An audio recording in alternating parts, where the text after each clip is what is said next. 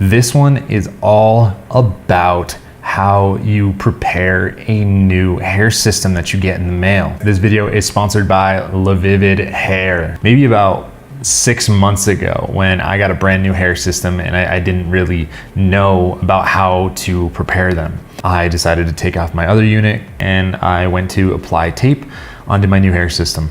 And when I did that, I noticed that the tape wasn't really sticking all that well. And I asked myself, like, what is going on here? This is very strange, but I've pressed it down and I managed to kind of get through it. And I had the whole unit taped up and I was about to put it on my head. So I'm lining it up, here we go.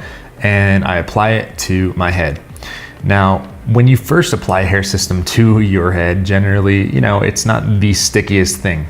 You can make that more sticky immediately by using a max hold sport or like a scalp protector, which will cause your bond time to go down. So that can make it stickier, but I wasn't using that. And it was pretty loose. Like I tried pulling up the hair system and it was coming up fairly easy. I go to the salon, and I have my hair system that has been cut, so it's long hair, all this kind of stuff. And this guy's brand new. He's never seen a hair system in his life. He's never seen me before in his life.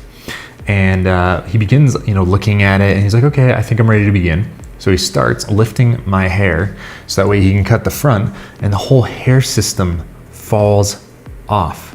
That's right. The whole hair system was not bonded correctly and was not actually sticking to my scalp.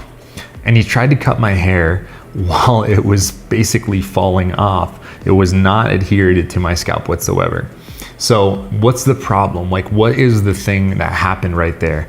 And you've probably experienced something similar to this. Is when we get a brand new hair system, what generally happens is they are treated with many different chemicals and they're processed in a factory.